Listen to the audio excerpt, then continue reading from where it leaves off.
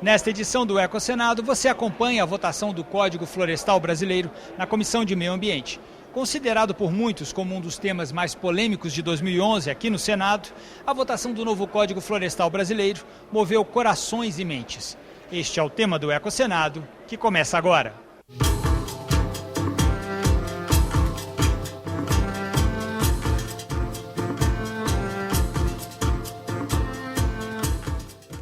Os senadores realizaram inúmeras audiências públicas antes de encaminhar a votação do projeto do novo Código Florestal Brasileiro. Diversos especialistas foram ouvidos.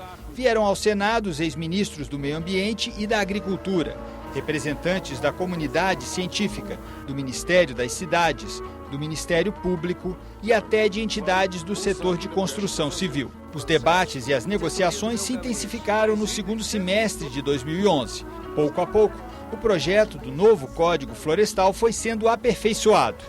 Primeiro na Comissão de Constituição e Justiça, depois nas comissões de Agricultura e de Ciência e Tecnologia. O PMDB apoia incondicionalmente o parecer do senador Luiz Henrique. Apoia, mas o PMDB tem que ficar esclarecido sobre o encaminhamento que será adotado para a votação. Estes destaques com parecer favorável decorrem de um entendimento dos ministros da Agricultura, do Meio Ambiente e com uma argumentação muito lúcida do ex-ministro Reinaldo Stephan. Mas se nas reuniões um grande acordo foi sendo costurado, nas galerias e nos corredores, os ânimos acirrados é que davam o tom.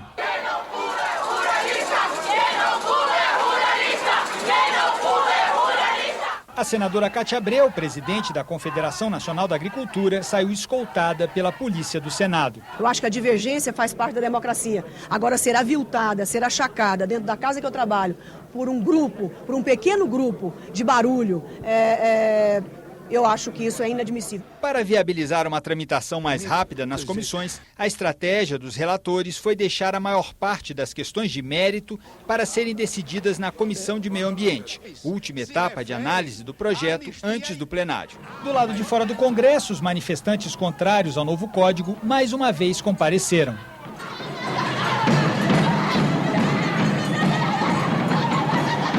Do lado de dentro, a busca de um acordo continuava minutos antes do início da reunião, que começou tensa. Alguns senadores queriam mais tempo para discutir as emendas antes da votação do relatório. De segunda-feira para cá, já foram apresentadas 188 emendas. Veja, 188 emendas ao relatório do senador Jorge Viana. O que se dizia é o seguinte, que na Comissão de Meio Ambiente nós íamos fazer o debate de mérito. Foi isso que foi utilizado na discussão lá na CCJ. Aqui íamos ter tempo. Ocorre, senador, que o texto ainda tem que ser aprovado no plenário do Senado e depois enviado à Câmara dos Deputados. O senador Jorge Viana disse que acolheu 41 emendas. Colocado em votação, o substitutivo foi aprovado. Enquanto o mundo está pensando em preservar as florestas, preservar o meio ambiente para as gerações atuais e as gerações futuras, nós estamos aqui no Brasil institucionalizando o desmatamento. É óbvio, um lado ou outro vai ter suas versões, mas a nossa é de que o Brasil saiu vencendo hoje. Com a aprovação do texto base na Comissão de Meio Ambiente, no dia seguinte passou-se a votação dos destaques. Nas galerias, o clima continuava tenso.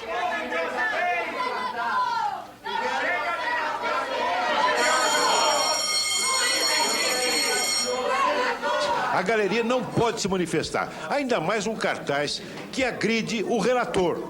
Então é impossível, eu não aceito isso. Em seguida, passou-se a análise dos demais destaques. Um dos destaques aprovados trata do uso irregular do fogo em queimadas e determina que, na autuação, o fiscal deve comprovar a relação de causa entre a ação e o dano. Outro destaque aprovado impede a regularização de atividades consolidadas em áreas de preservação permanente situadas nos limites de unidades de conservação de proteção integral. A nossa preocupação aqui nesse código sempre foi de dar ao pequeno produtor, aqueles que já estão lá nas suas propriedades, que não sofressem ou que não sofram uma descontinuidade daquilo que ele vem fazendo. O Brasil aplicou nos últimos 10 anos 10 bilhões de reais de multas. Só 50 milhões foram pagos. Esse é um instrumento importante, mas lamentavelmente desmoralizado no Brasil. Recebemos um código que propõe a recuperação de apenas 15 metros nas áreas de preservação permanente. Nós ampliamos isso para 100 metros, incorporamos novas áreas de preservação permanente. Enfim, é um código que alia o desenvolvimento da agricultura com a preservação ambiental. O objetivo dos senadores Luiz Henrique e Jorge Viana, relatores do Código no Senado, sempre foi buscar um grande acordo para superar o confronto entre ruralistas e ambientalistas. Aqui há pessoas que vêm para marcar posição e outras que vêm para fazer a construção de um grande entendimento nacional. E acredito que essa segunda alternativa vai prevalecer. Dessa forma, buscando soluções de consenso, o texto do novo Código Florestal Brasileiro chegou ao plenário do Senado no início de dezembro. O dia da votação começou movimentado. Do lado de fora do Congresso, o ato em defesa das florestas reuniu mais de 1 milhão de assinaturas contrárias ao novo código. Nos corredores do Senado, muita expectativa para a votação. As encostas de morro não é preciso mencionar o Rio de Janeiro, o que aconteceu no Rio de Janeiro. As nossas encostas ocupadas e desprotegidas de florestas se tornam avalanches. Não estamos sossegados porque o agronegócio investe muito pesadamente aqui na discussão. Os prazos já foram superados e nós temos que oferecer o novo Código Florestal ao país. No plenário foram mais de 6 horas de debate. Uma ampla maioria de 59 votos favoráveis garantiu a aprovação do texto, que faz alterações importantes na legislação florestal brasileira, em vigor desde 1965. 2 aspectos se destacam. Primeiro, a reserva legal, a parcela das propriedades rurais que deve preservar a vegetação nativa. O texto aprovado pelo Senado mantém a proteção de 20% para os Campos Gerais, 35% para o Cerrado e 80% para a Amazônia.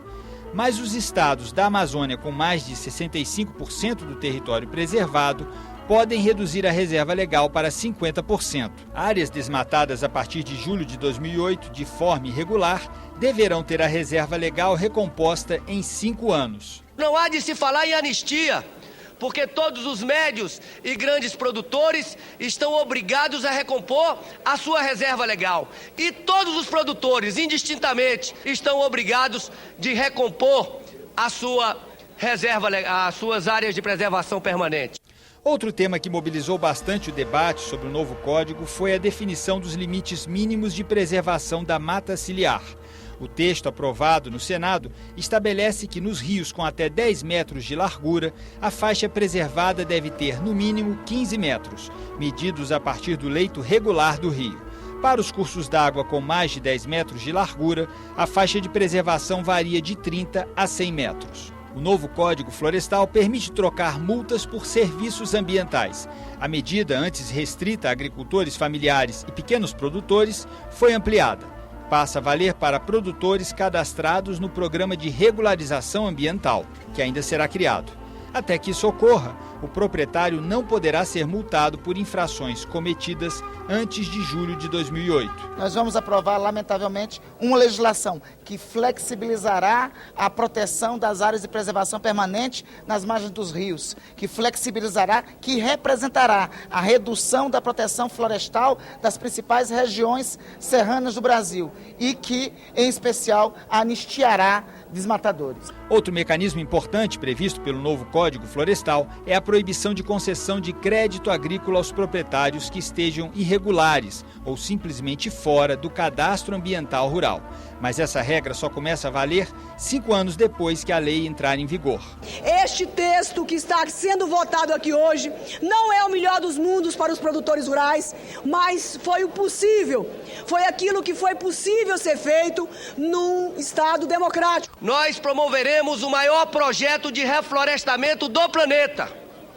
E o Brasil cumprirá com muitas sobras a sua adesão voluntária, o seu compromisso voluntário de reduzir as emissões de gases de efeito estufa. A anistia para os desmatadores permanece, E a diminuição da proteção das áreas de proteção permanente e de reserva legal também permanecem.